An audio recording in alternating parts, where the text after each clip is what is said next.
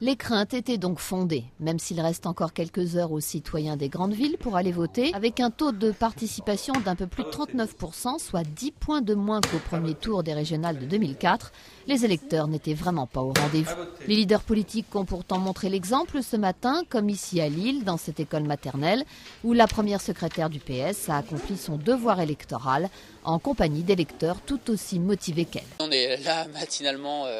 J'espère que les Français se motiveront aussi pour aller voter, mais oui, c'est dommage que les gens ne se motivent pas. C'est important d'aller voter, de prendre le temps d'aller voter, et on ne peut pas se plaindre d'un côté et pas aller exprimer son vote de l'autre. Le Nord, où le taux de participation est décevant, il s'élève à 39,69% contre 45,26% en 2004.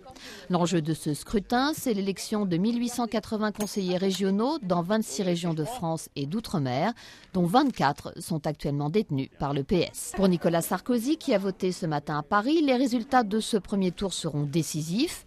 Soit sa formation est en mesure d'arracher une région ou deux à la gauche, soit le résultat démontre clairement que les Français ont décidé de lui adresser un message, celui de la sanction.